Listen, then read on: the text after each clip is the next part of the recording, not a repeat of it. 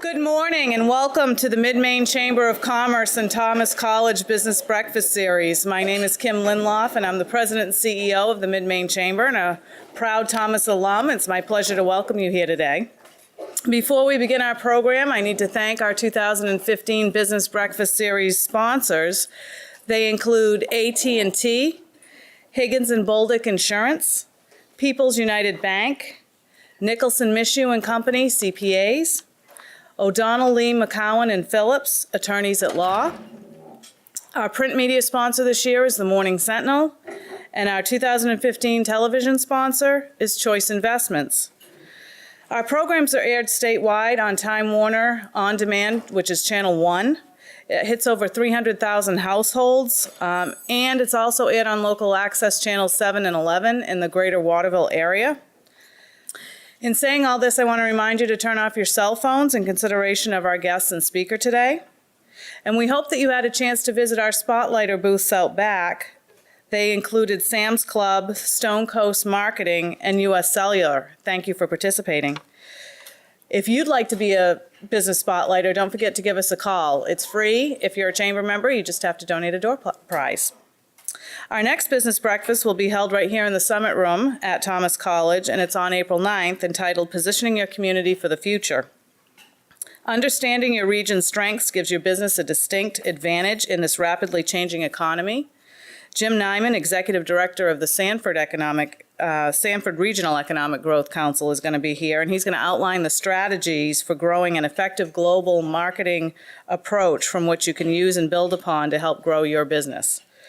We also want to take a moment to welcome our newest chamber members this morning. They include the Waterville Food Bank, Pillars Community Outreach, Inc., Geo Tubing, Wiswell Electric, Inc., Doug Cutchin, Michael Roderick Financial Services, Adams Realty, Boucher Meats, Bacon Farm Maple Products, LLC, Bar Harbor Banks and Trust, Spectrum Property Management, LLC, Women's Initiative, Waterville Creates, and Axtel Acupuncture. Pretty good for 1 month, huh?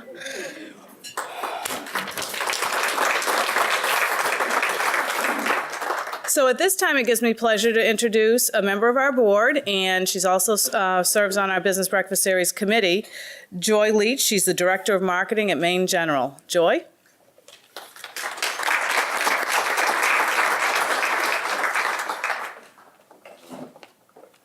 Thanks so much and good morning. I'm here to introduce our fantastic speaker today, Katrina Kroll. And first I want to say, obviously, by the size of the audience here, it's no secret that social media is a perennial hot topic of the Business Breakfast Series. Best practices for social media are constantly changing, and everyone in this room knows how important social media has become and how we connect with our customers and potential customers. As I said, it's a pleasure today to welcome someone who has her pulse on the latest social media practices that help businesses effectively reach their target audiences. Katrina Kroll is the digital marketing consultant at Flyte New Media. It's a web design and internet marketing company based in Portland. Flyte New Media specializes in increasing online visibility and site traffic by developing a digital marketing action plan specific to a business, its audience, and industry. Katrina manages social media campaigns, digital advertising, and creates in-depth digital marketing strategies for a wide variety of clients. She earned her undergraduate degree in journalism from the University of Maine and a master's degree in marketing with a concentration in social media from Southern New Hampshire University. Katrina has more than 7 years of experience in web content development and social media marketing. She has worked as a ghost blogger, freelance web marketer, and SEO consultant for businesses across numerous industries. In Katrina's words, quote, "Having spent 5 years in direct response industry, I have a soft spot and keen insight for advertising and marketing with measurable goals." She also has a soft spot for pets, having turned her craft into volunteering for the Coastal Humane Society in Brunswick. Please give a warm welcome to Katrina Kroll.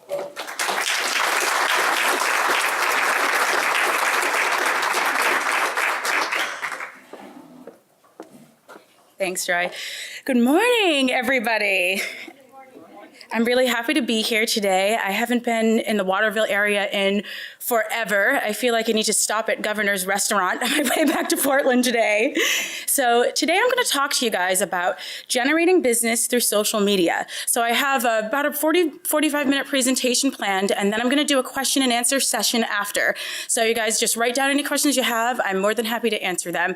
Also, I'm going to make a copy of this slideshow with a lot of really good resources available to you after the show. So if you want a copy, just drop your business card in that bowl over there, and I will email you a copy within the next few days.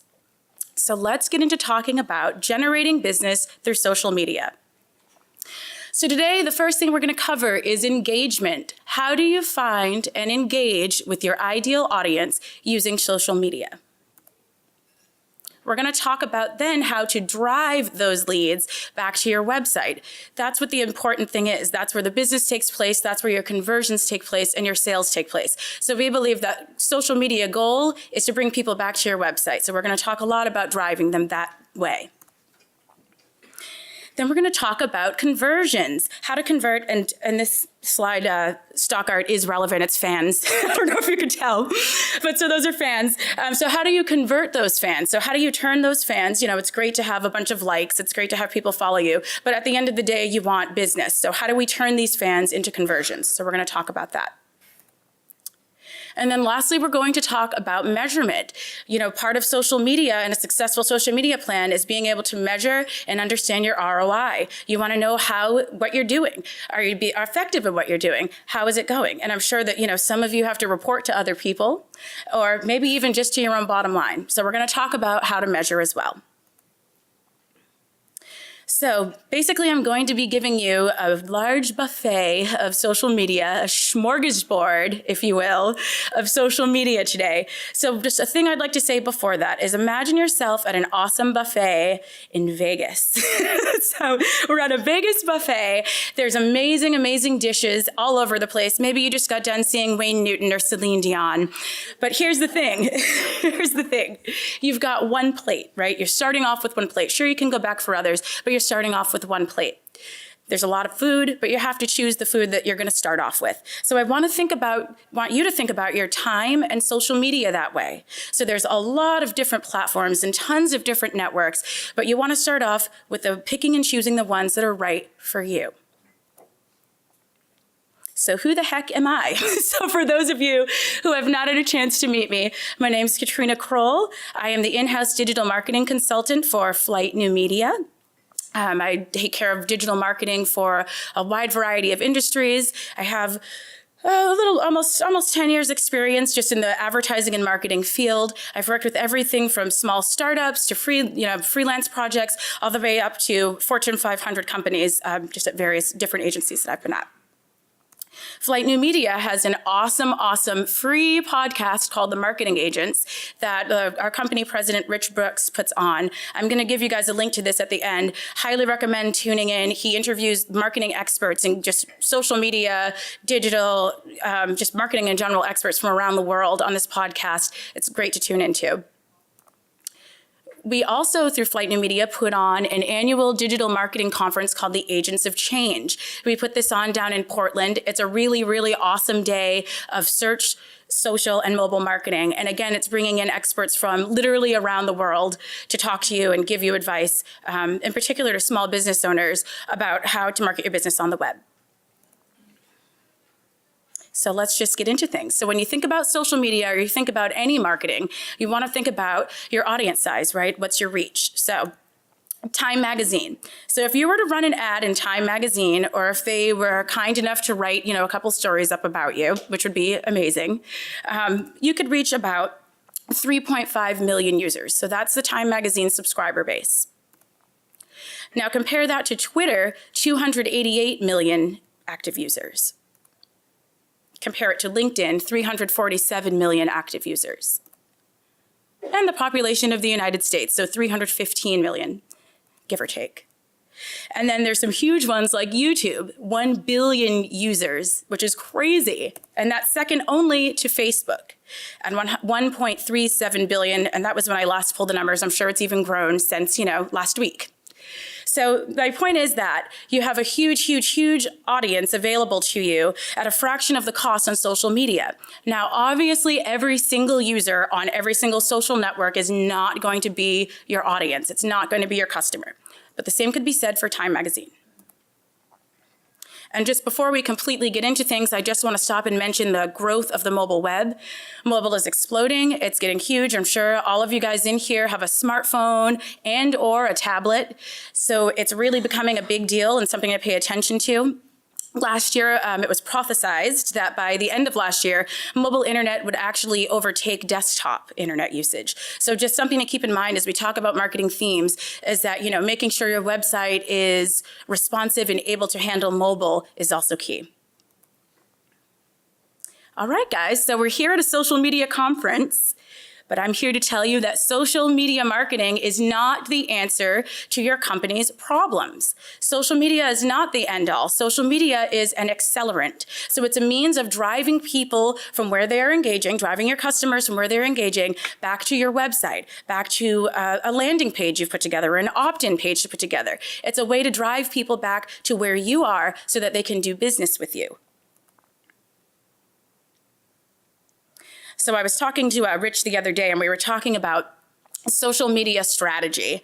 And we were saying how, social media strategy first has to start with a content strategy. So what the heck is that, right?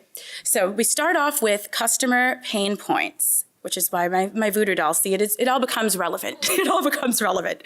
So you want to think about your customer pain points. What are the struggles your customer faces? What are the problems that they're facing every single day? What is it that you solve for them? So think about their pain points and become very, very comfortable discussing these pain points, the in and out, from the perspective of your customer. It's about finding your audience where they are. So it's about finding them if they're on Facebook, you're on Facebook. If they're on LinkedIn, you're on LinkedIn. So it's not about being on the social networks that are your personal favorites and trying to drive customers to you. You never want to do that. You want to go to where your customers are and engage with them organically in that environment. And then lastly, measurement. Measurement is hugely important. You have to know what you're doing. You have to know that what you're doing is resulting in sales. It's resulting in ROI. And so there's lots of tools to use for this. A couple of tools that we really like at Flyte, Google Analytics. Google Analytics can show you, which social networks are bringing you in leads. It can even show you all the way down to what happens to those leads once they hit your website. There's also social platform-specific measuring tools such as Facebook Insights, Twitter Analytics. There's lots, and these are all free resources. And so, definitely plan on having measurement being part of your campaign. So at Flyte, we have what's called a digital marketing action plan. So it's basically, and these are what I create for our clients, it's basically a strategy about digital marketing, and it includes social media as a big, big part of it. And so I just want to go over the aspects of that with you now. The first is attraction. So you need to find the right customers and attract them to bring them to your website. So again, it's not about just interacting with people on the social networks and having a great following on the social networks. You want to bring them back to your home base, which is your website, which is your opt-in list, which is wherever your business will take place. Next is retention. So it's one thing to get people to come to your website once. It's another thing to get them to come to your website over and over again and to become repeat customers, which is a lot of times where the real ROI is going to come in. So retention's a big part of it. And then, of course, that leads to conversion. At the end of the day, we need the phone to ring. We need, the contact forms to be filled out. We need, if you're doing e-commerce, you need a straight up sale. So, we talk about conversion and strategy for making people convert. We're going to talk about that a little bit also today, and I'll give you some strategy points from the standpoint of the psychology behind why people convert on websites and why they don't. And again, measurement. I'm going to really drive this point home with you guys today about measurement, because if you're not measuring your results, then you don't know how you're doing. You could be throwing away time. You could be throwing away money. So where the heck do you start with all of this, right? The first thing you want to start off with in social media, you want to start off with your goals. So you don't want to just do social media. You want to know why you're doing social media. What are the goals of your social media campaign? And when you think of goals, you want to think about in terms of getting people back to your website, and perhaps getting people to fill out a contact form, or perhaps have people join your email marketing opt-in list. So you want to think of a specific goal that's measurable and that's actionable. And so that's where you're going to start off with social media. You set your goals very first thing. Why are we doing this? What do we hope to achieve? So like with anything, with any kind of marketing, anything in life really, there's challenges. So let's talk about the challenges of social media. Time. I'm sure that's no secret to any of you in this room. You know, social media takes time to do. It all depends, you know, the amount of time for you might be different depending on your goals and depending on the time that you can, you know, realistically commit to your social media campaign. But it is something to keep in mind. How much time can I realistically, honest with myself, commit to social media? Money. So a lot of people think social media is free. You know, it's not. Unfortunately, I hate to be the bearer of bad news. But what social media is a lot less expensive than your traditional media. It's going to give you a lot more targeting and a lot less cost per impression than you would be looking at when you're looking at traditional media. And when you think about money, okay, so with social media, there's a few ways that you might spend money. First of all is your own time. Your own time is money. If you're a sole proprietor, you're an owner-operator, your time is money. It could be you're delegating to an employee of yours. Again, that's money. You're paying that person on your time to do social media. And then lastly, you might want to outsource social media to someone else, a freelancer, maybe a digital marketing agency, not a shameless plug. So expect to go in spending money and expect to have an idea about the kind of budget that you can put towards your social media marketing. And then next, it's interest. You know, with the amount of time that you want to spend on social media, you want to have some level of interest in it. If this is something that totally doesn't interest you at all, if you hate it, it puts you to sleep, then think about who you can delegate this to in your office or think about outsourcing it. But you want to, whoever is dealing with your social media and managing it, you want to have a base level of interest.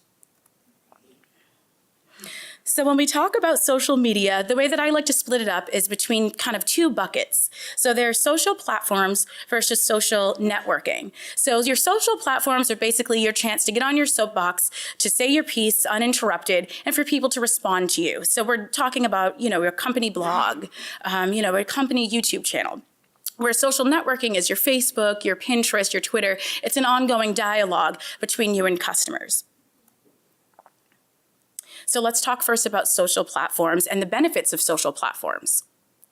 So the first is that it can increase your visibility. So increasing your visibility is huge, and it can do it in two ways. It can increase your visibility to the search engines, because assuming that you're, creating a really impactful blog and it's packed with all kinds of awesome keywords that people are using to search for you, it can increase how you show up in a Google search. And then it also can just increase your visibility with your customers. So it's a chance for you to share your blog, which ultimately shares your website and your brand with your customers. It lets you tell your story. So I don't wish a PR nightmare on anyone in this room, so hopefully that will never ever happen. But if it does, it's really nice to have a blog to be able to tell your side of the story without having to rely on whatever journalists are going to say or rely on whatever the mainstream media wants to or does not want to pick up. And then lastly, it just allows for engagement. It allows for people to see the human side of your company, and it allows for you to have that dialogue back with them as well.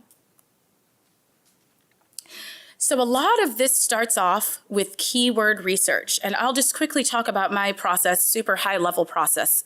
The first thing that I'll do if I'm doing keyword research for a client, for sake of example, we'll say that I sell hats in Portland.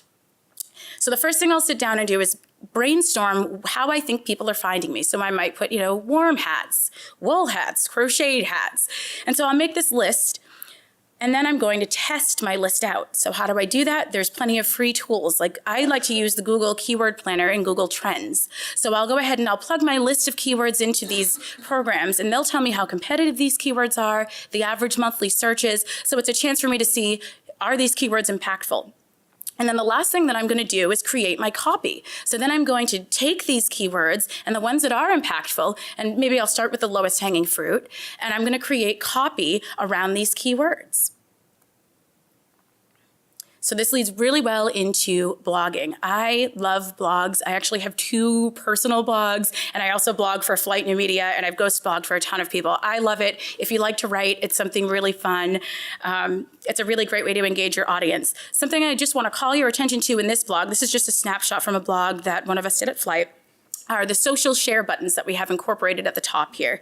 That's going to be, it's an important piece of your blog because it's showing people social proof that other people like your blog every time you see a social share. A quick tip for you, to cheat a little bit on this.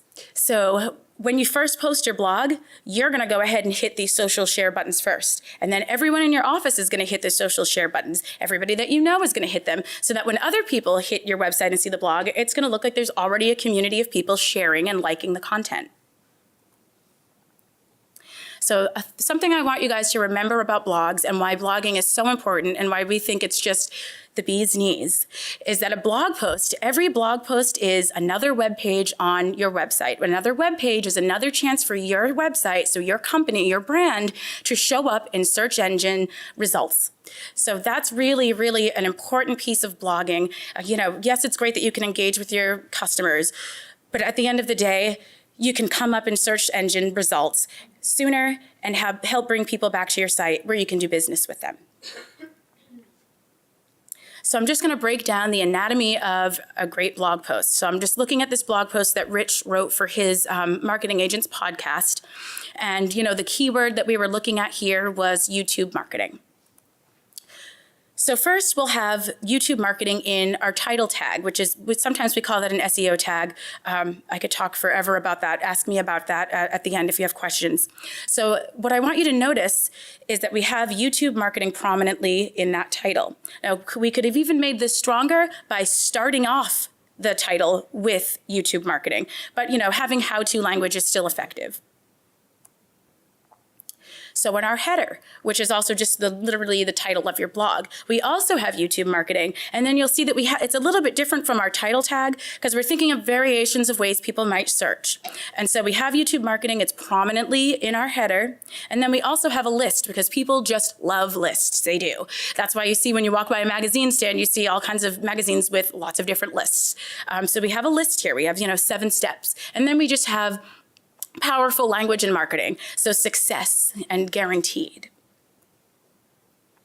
So I also just want to call attention to the way that we handle our graphics. Pinterest is becoming more and more relevant. It's huge. And so what we like to do is we like to make sure our images are pinnable. And so what we've done is we've put, of course, another keyword in here, but we've put what the blog is about so that when we pin this, which of course we will, and when hopefully everybody else is pinning it, and when they're looking at the pin, they can quickly see what this blog is all about. So if I didn't have this copy on it, you would just see, the play button and you'd be like, well, what the heck is this? And then, of course, we're going to say YouTube marketing again in our copy. You want to say it probably in the first 1 or 2 sentences and then naturally throughout. And then we also have a call to action. So, at the end of the day, we want people to take an action on this particular site. It's an opt-in list. That's a conversion for us. So we're asking for that conversion within the blog post. So comments. Make sure that you're answering comments, especially in that critical first 24 hours that your blog post has gone live. You want people to know that their input is valuable. You want people to know that you're happy that they're engaging with your blog. So make sure to answer the comments. You wouldn't leave your friend hanging for days if they gave you a call back, or hopefully not. So, don't leave your people who are commenting on your blog hanging either. And then I again just want to point out that on the header of our blog, we have a call to action. So we're asking for our opt-in, which for us is a conversion. For you, it may be a contact us today. It might be a book now, whatever is a conversion for you. So now let's talk about YouTube. So YouTube is another platform, and it's actually becoming super, super relevant. It's the #2 search engine right now behind Google. Right now when you do a Google search, you'll see YouTube videos come up. So we think it's a great opportunity to get in front of your customers. So just using this example that we have here, it's a lumber company. And we've got a video of someone sawing a log, literally over 74,000 YouTube views on literally sawing a log. So if you think that, and definitely no offense if there are any lumberjacks in this room, because obviously there's interest. So, if you think that you have the sort of business that's not interesting enough, this is just showing you that, you do, especially if your product or service is demonstrable, this could be really, really great for you. So how do you turn these YouTube videos into business for you? Because that's what's important, right? So the first thing is within your description. So you're going to use your keywords. So again, that keyword research I talked about at the beginning comes into play. So you're going to use your keywords in the description of your YouTube video. You're also going to put a link to whatever web page you want to send people to. So it might be a web page where, a landing page where you're getting people to sign up for your email opt-in list. Maybe it's a landing page to book now for a room that you're in, for a special that you're running. A really, really awesome thing, and I love that this is an awkward photo of my boss and not me. So, he's not here to defend himself. Another really awesome tool, and within YouTube, is annotations. So you can literally have your link pop up, and it's a clickable link pop up as your YouTube video is playing. So you see in this video that Rich did, he has this cardboard Spider-Man in his office, which is pretty awesome. But he has him, saying, seriously, Spidey says register while there's still room. And now when you scroll over that little blurb, you can literally click to the website where you can register. So it's making it really easy for people to register. So talking about keyword research again. So here's a video about, Facebook fan box was the keyword. So here's where we're going to have that keyword. We're going to have it in the title of your video. So the title of your video, you're going to have it in your description. You're going to have it in your spoken word. So believe it or not, YouTube actually indexes the words that you're speaking and counts those when they're bringing up the search results. So Facebook fan box, we're going to be saying Facebook fan box often in the video. Also, another tip, you want to name the movie file that you're loading up, also keyword rich. So make sure that you're not doing, final draft 2. You're putting how to add Facebook fan box for your movie title. And then just to give you an example of how YouTube is really listening to and hearing the words that we say, we were pitching a client called the Maine Bicycle Coalition a while back, and we really wanted the business. We couldn't get in touch with the director, Rich. We kept missing her. So Rich created this quick YouTube video. It was a private video just to say, hey, Nancy, we're really excited about the campaign. We hope we can work with you. What I want you guys to notice is on the side here, Maine Bicycle Coalition comes up. So YouTube is suggesting Maine Bicycle Coalition based solely on the fact that Rich was saying Maine Bicycle Coalition within his video. So they are listening, not to creep anybody out. So next, I just want to touch briefly on podcasts. Obviously podcasts aren't right for every single business out there. Certainly for B2B, they can be really impactful. And I think iTunes said that last year they had 1 billion subscribers last year. And then we have these, really popular podcasts like Serial, which everybody loved. And so bringing them really mainstream. So podcasts, it's a free, generally free for people to listen to. And it's just a good way to get in touch with your audience if it's, applicable to you. I've included a link at the end of this for John DUMAS runs Entrepreneur on Fire. It is an amazing podcast. He's had ridiculous success and has this huge community of followers. It's amazing. He was kind enough to sit down with us and talk about how to launch your own successful podcast. And so I've just put that as a link in the slideshow so you can visit that if you're interested. SLIDESHARE. So I recently heard it called the silent giant because for SLIDESHARE, a lot of people have not heard of it who are outside of the business community, but people who are using it are seeing a lot of effectiveness with it. It's great for B2B, for B2C, probably not so much, but for B2B, it can be a great way to get in front of your customers, to get people to opt into your email list and to get people back to your website. What the heck is a SLIDESHARE? It's basically a PowerPoint presentation that you're making public. So if I were to put this presentation right now on SLIDESHARE, other people would be able to access it and then would see my brand and I could put calls to action to come back to my website. So again, huge for business to business because it could be people who are obviously interested in whatever you're talking about. So again, webinars. Some people don't consider this social media. We've seen it be really, really effective. Again, It's business specific, so every single thing here isn't going to be good for everybody in this room. But webinars give you a great chance to speak your piece and to get in front of people who have demonstrated interest about your business and basically your industry. So it's another great lead magnet. You can use webinars to get opt-in lists for your email marketing. In which we're huge fans of email marketing because you're literally getting permission from people to send them marketing materials on a weekly or monthly, what have you basis. So now let's talk about social networking. And again, I'll take some questions at the end. So if we have any questions about platforms, please ask. So social networking, why the heck do people do it, right? The first reason is to engage. It's the same reason why we'd come to a networking event like today. You want to engage with your peers. You want to see what people are up to. People go there to promote. So when I write a blog post, I like to post it on Facebook. I like to post it on Twitter. I like to put it on LinkedIn. I want to promote to people what I'm up to and what Flyte New Media is up to. And again, to drive traffic. So like I said, we really feel that the purpose of social media for business and the best use of it is really to drive that traffic back to your website, back to the place where people can do business with you. So let's just start right off with the popular Facebook. I'm sure everybody in this room has a Facebook account, if not knows someone who does. Literally everyone and their grandmother is on it. My grandmother is literally on it. So it's literally everybody. So Facebook for business, a couple of things to touch on. You want to have a really clear header image that describes what you do. So this example I have of Rosemont Market and Bakery. So we've got this, delicious looking bushel of apples. It's a very kind of natural and local feel, which depicts what this business is about. Maximizing your Facebook avatar. So your avatar is just a fun way to say your profile picture. So a lot of small businesses, what we've seen are people putting a photo of their building or a photo of their door, just to say that, hey, I'm legit. I'm not a fly-by-night. Here's my actual address.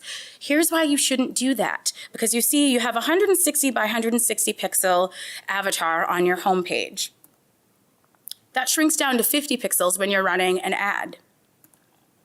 Further, it shrinks down to 32 pixels when you're just communicating with people on Facebook. So that awesome photo of your building now looks like a picture of any other building in America, or it could just look like kind of a hot mess. So what you want to do is have a very clear avatar that depicts what your business does. For most of you guys, that's going to be your logo. And so every single time you're interacting on Facebook, it's a branding opportunity because your logo's right there in front of everybody's face. So Facebook has an algorithm called EdgeRank. So the thing about Facebook that's a depressing stat that I have to drop on you is that maybe from 6 to 16% of your posts will actually ever be seen by your audience. So I hate to be the bearer of bad news, but I want to talk about some of the things that go into making your posts seen. So there's hundreds of stuff that's part of their algorithm. Here are the main three you need to know about. So affinity. How much do I like your stuff? How much do I literally like your posts? How much do I comment? Am I sharing the post a lot? If I'm doing that, Facebook is going to show me more of your content. Weight. How much are other people liking it? So are there lots of my friends sharing your posts, or are there lots of my friends commenting? Well, Facebook's going to say, wow, it looks like Katrina might like that. And they're going to show me your posts. And then lastly, it's time decay, which is the most depressing way, basically, to phrase that the news has gotten old. And so this is where posting on Facebook regularly comes in handy. So you don't want your posts to start getting, 1 or 2 weeks old before you've posted again. We usually recommend posting 3 times a day for Facebook. Admittedly, we post about once a day for Flyte, but that's also because the way our audience interacts with that specific network. Facebook also, it's becoming increasingly important to be seen on Facebook and guarantee reach to run some Facebook ads. And so that's a lot of what I do at Flyte New Media is run ads for clients. There's some really, really awesome targeting. You can laser down exactly who it is you want to reach. And, it's a very, very affordable way to advertise, especially compared to traditional media. And you also have the ability to change what you're doing and optimize as the campaign is going to really, really maximize your return on investment. So let's move on now to LinkedIn. So Facebook is good for B2C. So also good for business to business, but business to consumer is really where Facebook shines. LinkedIn is really where B2B is going to shine. So LinkedIn, you can see that just a couple of things I want to call attention to on my account. I'm using keywords. So again, going back to that research and that foundation. So keywords that people who might be searching for me or for my business might look up. So digital marketing, advertising, search engine optimization. So I'm using these words to try to drive people in. I have, links to my website. I have lots of different things to try to get people to interact with me. So as a business starting off, or if you're starting off even as an individual, because we also recommend having individual accounts and definitely at least having your sales team interacting on LinkedIn as well, because it can be for lead generation. A great way to hit the ground running with LinkedIn, take your existing email list for your company, upload it to LinkedIn, and it will allow you to then send invitations to connect with all of them. So you already have an audience built in. Another awesome thing about LinkedIn groups. Pretty much every industry and interest you can think of has a LinkedIn group. This is just one that I'm part of, living and working in the state of Maine. So obviously it's people on here who are talking about and are engaging in living and working in the state of Maine. So think about whatever your industry is. You can do a search on LinkedIn for that group, show up to that group and start engaging. By engaging, I don't mean spamming the board, so it's fine to do promotional posts from time to time, but actually getting in there, answering questions, diving into discussions, and just establishing your face and your brand as an industry leader and a resource. And then to my personal favorite, Twitter. So I love Twitter. Again, this can be good for B2B and B2C. A lot of people have a lot of success, over 500 million users, well over 200 million active users. 50 million people are logging on daily. And then for those of you who are brick and mortar, 55% access Twitter via mobile. So you're having access to consumers as they're on the go, as they might be out literally making their buying decision. So Twitter, it's all about tweets. So what is a tweet? So a tweet, basically it's a public update. You get 140 characters, and you really want to make those 140 characters as relevant, as witty, as fun, as impactful as possible. So optimizing your Twitter account. So again, I'm just using my profile, not because I'm a narcissist, but just because I'd like to show you just some best practices. So, we have a clear picture of who I am for my avatar. Again, for your business, this probably would be a logo. In my description, my profile description, I have, in addition to my business things like marketing and, a writer, there's also some personal things because Twitter's a more fun, a little bit more laid back. So I'm going to put personal things like horror movie nerd or, I'm a vocalist. So you can put fun things like that as well. Another important part, I like to put, my location, that I'm in Freeport, Maine. We think it's important to put that because people who are looking to connect with other local industry peers will see that. And so that's a great way to drive that kind of traffic. I also have, links to one of my blogs that I was trying to call attention to. So for you, this could be a link to your blog. It could be a link to an opt-in page, your website, anything you want. And then also I'm doing other things like having a pinned tweet. In this case, I just released a new song, so I have please listen to my song. I have hashtags so that people can find me. And, not to do a shameless plug for my album.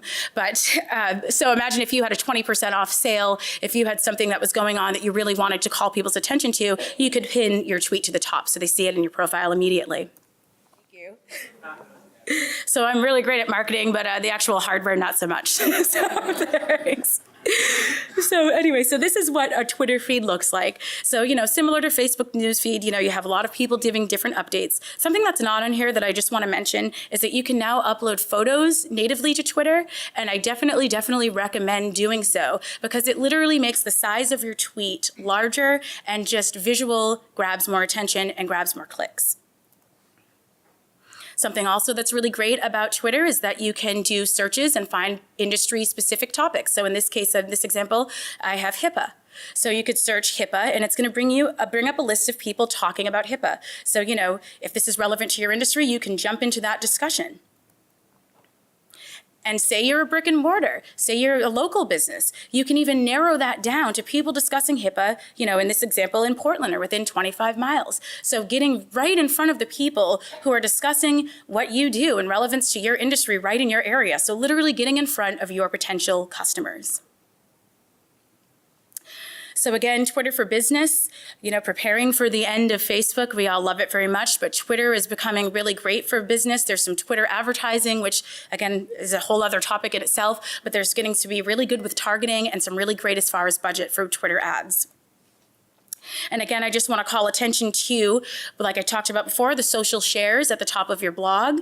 So you have, 67 people sharing that on Twitter. That's all those times that it's going to show up in the Twitter newsfeed. So all the more chance that your customers will see it. And these are just some awesome ways that I've seen local businesses use Twitter. Announcing your daily specials. Using it to promote other marketing initiatives like Groupon. Hey, did you see that we have this Groupon? Here's a link. Now let's talk about Pinterest. So this is another really big one. It's one that skews heavily female, but they are trying to court men. And it's one that for e-commerce, it could be huge. So business to consumer really shines here. And just something for those of you who are in e-commerce, Pinterest leads actually are 3 times more likely to convert than leads from any other social network, including Facebook. So this could be a very, very important network for those of you who are selling items, directly online. There's a lot that I could say about Pinterest. It's about setting up, boards, and it's very visual. It's a chance to be creative. And it's, again, a chance to use those keywords that I talked about in the beginning so that people can find you and that search engines can find you. An interesting thing about Pinterest is because it's so huge, it has really great rankings. So if you want to plug on, digital marketing onto Pinterest, and digital marketing will pull up your pins, which, of course, would have your link, right? Because I'm sure all of you would do that, would put your link in, and that's going to get your link and yourself in front of someone again. Google Plus. So this is a controversial one. It's controversial because at any given time, there's someone that will tell you this is a ghost town. Google's going to shut it down, or that it's a Facebook wannabe. So, it's a very controversial site.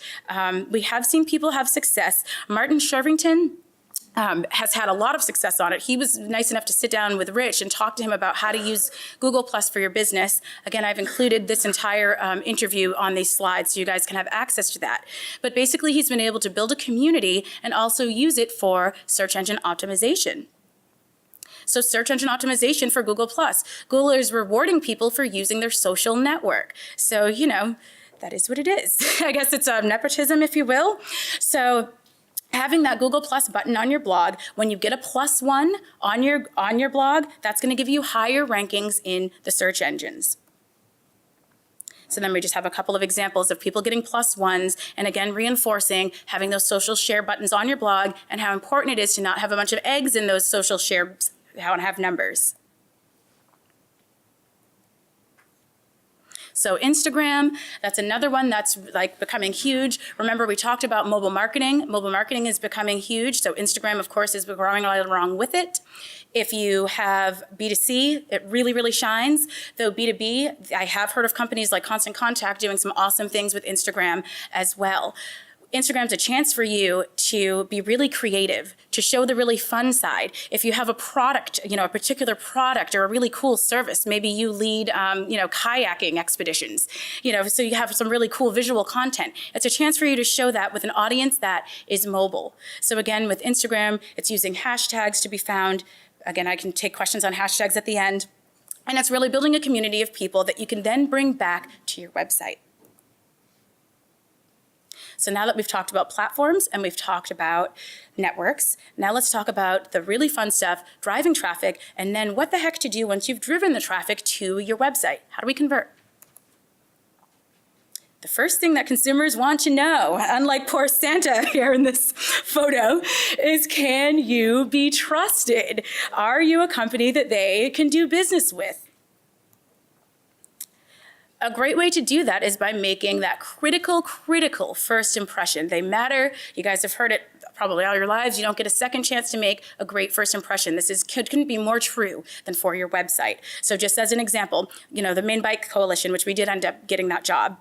If you look at their Facebook page at the time, you see that they have this wonderful header image. They have this wonderful logo. which is then reinforced on their website. So we have the same logo, we have the same header image, we have the same feel, so that people who are leaving Facebook to go to the Maine Bike Coalition website know that they're in the right place. You don't want to have a totally different feel on your Facebook and your Twitter and your website page, because then people are going to get there and say, this seems sketchy, back button. So we don't want people to do that. We want to have that continuity. So just like you would have continuity with your traditional media efforts, you want to have that continuity in your digital efforts. So the Tiffany box theory. So there was a great PR guru, Michael Levine, who had an experiment where people basically have more perceived value for an item if it was in a Tiffany box, more so than if it was in a plain box or in no box at all. So I want you to think about your website as your Tiffany box. You want to put your best foot forward. You want people to get to your website, feel trust, and feel like they want to do business with you. So professional website, up to date, and again, having that continuity with all of your social and just completely digital efforts. Use social proof. So, if you see a whole bunch of people on the street standing and looking up, you might look up as well. If 5 people started running out of this room right now, we'd be following. So it's social proof. We're animals, we're human beings. And so we're social animals. So social proof, that comes back again to the social share buttons on blogs. People want to see that other people are sharing and liking and commenting. It comes back to the blog comments. You're going in and you're talking back to people as well, and people are sharing with you. Customer testimonials. The best ones we think are video testimonials, or even testimonials with a photo of the customer. Can be more impactful than, Jan from Skowhegan. No offense to any Jans from Skowhegan in the room. And then you want to keep it simple for people. We want to make it as simple as possible for people to move down the sales funnel that you have created. You don't want to make anybody second guess, because again, that back button, that nagging little back button is always there. So we want to limit choices. So there's an experiment called the jam experiment, and I wish for the life of me I could remember the name. But the jam experiment basically was, they put out 3 or 4, bottles of jam, and at a market, people were showing interest. They put out 8 bottles, there was less interest and less sales. They put out 21 bottles, even less. So what happens is a paradox of choice. So you give people too many choices, they become overwhelmed, they don't choose anything. So you want to limit choices on your website, make them as few as possible, and you want to give people a suggestion for what you think they should do. So in this case, say you do have a lot of choices, and so you have to present it. We recommend presenting it the way that Constant Contact here has, where you have it in buckets. You have 3 different buckets, and then you're showing them, directing them to the one that you think might be right for them. So for Constant Contact, this is probably just their most popular one. Again, also looking at just pricing strategy and marketing, the one that's right in the middle price point wise. So the eyes have it. So here's another really interesting experiment, and when thinking about your website. So this is a heat map of eyes on a particular web page. The red is showing where there's the most, so it's on a face. So it's, on a child's face or a baby's face. Those are very, very impactful for marketing. Again, we're humans, we're animals, we want to look at other human faces. So watch what happens when we have the baby looking at the copy. So now we have the eyes also on the copy that we want to draw attention to. So if you're going to have people on your website, you're going to have a face or a logo with a face, have it facing the copy and the content that you want people to focus on. You got to lead them down the path. So again, let's talk about cost for all of this. I'm sure you're like, this all sounds great, but what the heck is this going to cost, right? So again, it goes back to time. It's a time investment to go into web development, to go into social media marketing. Advertising dollars. So like I said, advertising, especially for Facebook, is becoming very, very important. Oh, I swear I won't touch another wire back here. So time, like I said before, time, your employees' time, or the time that you're outsourcing. Advertising dollars. So it's becoming increasingly important, especially on networks like Facebook, where organic reach has been stomped to the ground. So if you want to have guaranteed reach, to spend those advertising dollars. There's also other advertising like Google pay-per-click. So also something to keep in mind. And then of course there's outsourcing. So the costs that might be associated with getting a freelancer, hiring somebody on part-time, or hiring out an agency. So the takeaways, what I'd like you guys to leave with today from this presentation: Social media, you first want to start off with set your objectives. So I can't say this enough. You don't want to go into it with I'm just going to do social media. That's going to end up being a disaster and an abandoned Facebook page. So go into it with, here are my objectives. This is why I'm doing it. Here's how I'm going to measure success. Here's what it's going to mean to me. Choose your channels. So like I said, it's a buffet. Every single channel is not right for everybody. A successful social media strategy is not being on every single channel. It's being on the channels that count for you. So we always recommend starting off, especially if you're a newbie, starting off with maybe 1 or 2 channels, getting really, really, really awesome at those, and then moving on. And then I, again, just want to remind you that the purpose of social media at the end of the day is to drive traffic back to your website where you can then convert into sales, into leads, or to whatever a conversion means for you. And that's all I have for you today. Thank you.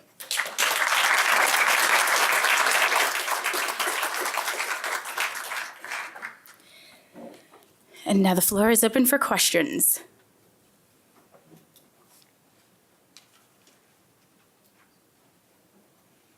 Gosh, I was that thorough. Yes. Can you speak a little bit to the hashtags and how they should be used? You briefly mentioned that. Yeah, definitely. Hashtags, the mysterious hashtag, they become increasingly important. They're really important, especially on networks like Instagram and Twitter, because hashtags are how people are found.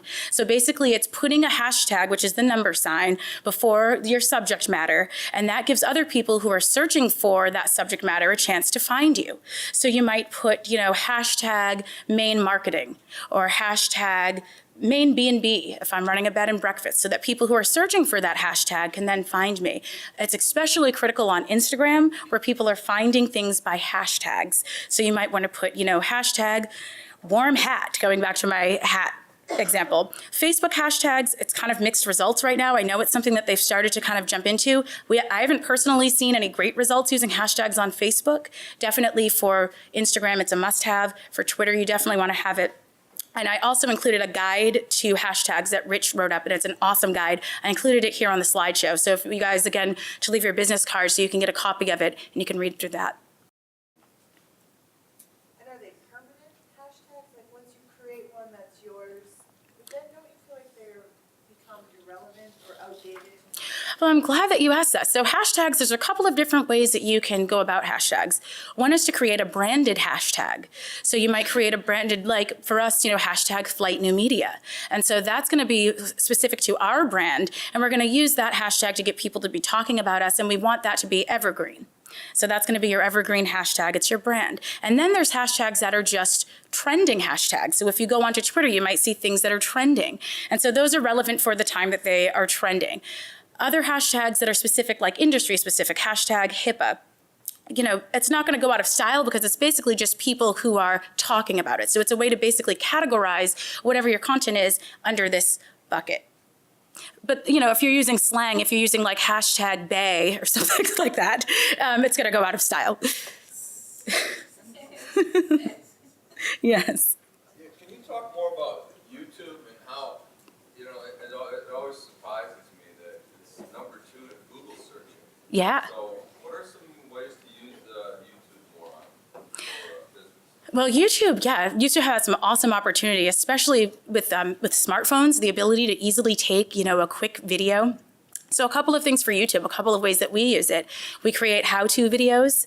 So for us, we provide a service. So we create videos, how to pull a Google Analytics report, how to, optimize for YouTube. So we'll create different how-tos. If you have a product that is demonstrable, so you have some kind of widget that does something, you can show a video of a person using it, a how-to video, or just someone in action even using it. If it's a really fun, say that you have a line of barbecue sauce or something, you could show somebody using it in a recipe.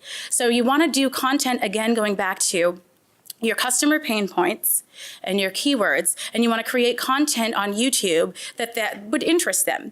Something else about YouTube that I just want to mention, I'm glad that you brought this up, you don't want to use YouTube as just a place to put your commercials. So you don't want to use it as a place to just film commercials like TV ads and put it on there. People aren't going to YouTube to watch ads, although YouTube does play ads. People aren't going there to watch ads. They're going there to engage and to see interesting content. So think of the how-tos, the pain points, and create your content and videos around that. it can actually be a lot of fun. Yeah. You talked about call to actions, and it seemed like the example you gave was basically to sign up for your blog, but then at some point, I mean, they're not buying anything when they sign up for your blog. So how many call to actions are acceptable before, like, okay, this person is Now you wanna buy. with our company? You know, it all depends on what your goals are.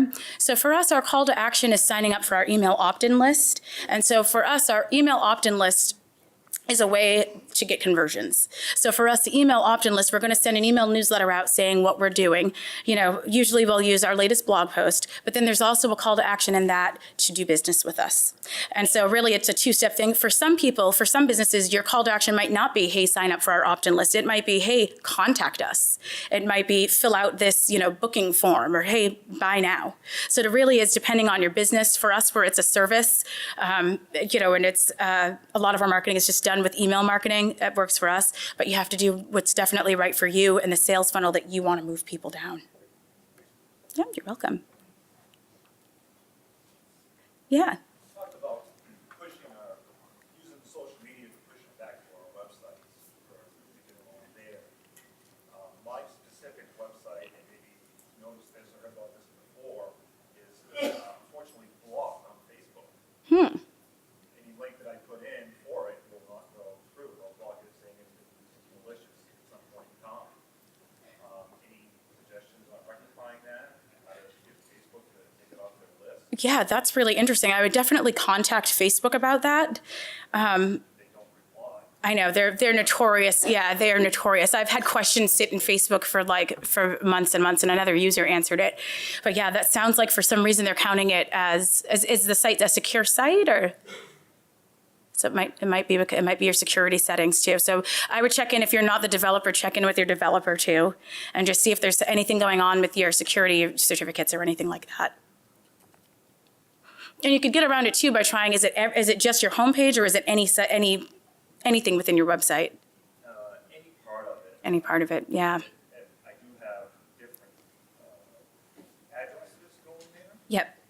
but even if I try to mask it with like no IP, they'll still see it as thefullwavemedia.com. And they still do it.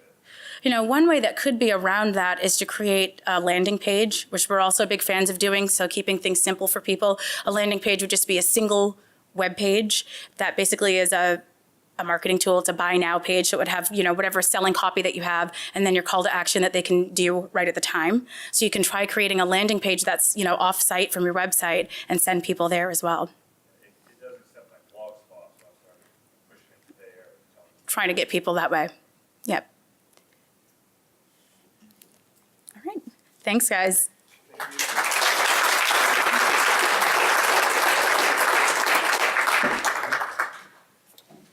Thank you for your time. This is a small token of our appreciation. Oh, thank you. And thank you for the insight.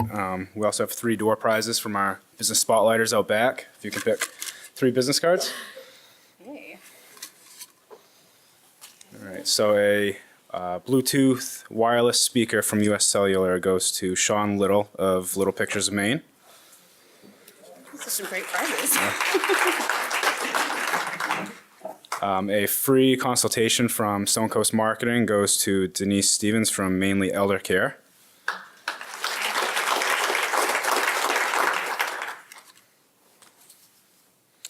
And the camping chair and backpack from Sam's Club goes to TJ Bolick of Advanced One Cleaning. I do want to remind you we have evaluation forms on the tables if you can fill those out. And I'll bring the fishbowl back to the table if you want to put a business card in if you haven't, and we'll send you this slideshow as Katrina mentioned. So, and that concludes our breakfast. Thank you.